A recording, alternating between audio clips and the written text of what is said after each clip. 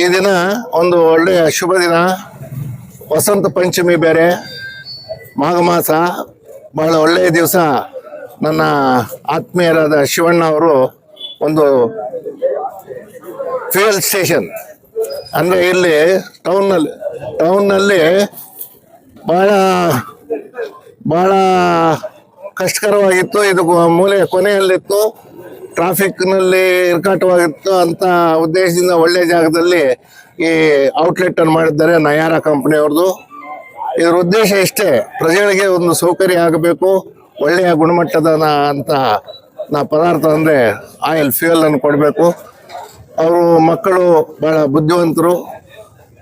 ಇದನ್ನ ಹೆಸರು Lakshmi Narasimha KS fuel station ಅಂತ ಇಟ್ಟಿದ್ದಾರೆ. ನಿಮಗೆ ಅತ್ಯುತ್ತಮವಾದ ಗುಣಮಟ್ಟದ ಪದಾರ್ಥ ಅಂದರೆ ಫ್ಯೂಯಲ್, ಡೀಸೆಲ್ ಆಗ್ಬೋದು, ಪೆಟ್ರೋಲ್ ಆಗ್ಬೋದು, ಎರಡೂ ಇಲ್ಲಿ ಸಿಗುತ್ತದೆ.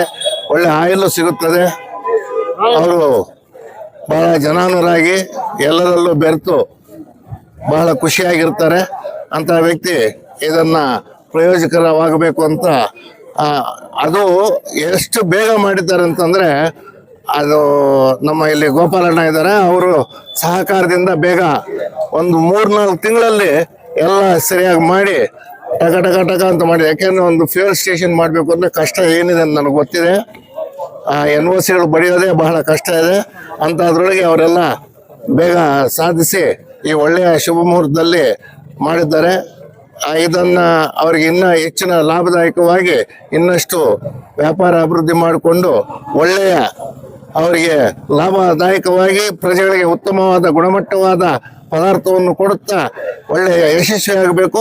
ಇನ್ನೂ 1-2-3 ಪೆಟ್ರೋಲ್ ಬಂಕ್ಗಳು ಮಾಡಿ, ಯಾಕೆಂದರೆ ಅವ್ರ 4 ಜನ ಮಕ್ಕಳು ತಲಾ ಒಂದೊಂದು ಮಾಡಲಿ ಅಂತ ಆಶಿಸುತ್ತಾ ಎಲ್ಲರಿಗೂ ಒಳ್ಳೆಯದಾಗಲಿ ಅಂತ ಈ ಮುಖೇನ ಅವರ ಫ್ಯಾಮಿಲಿಗೆ ನಾನು ಒಳ್ಳೆಯದನ್ನು ಬಯಸ್ತಾ ನನ್ನ 2 ಮಾತನ್ನು ಮುಗಿಸ್ತಾ ಇದ್ದೀನಿ.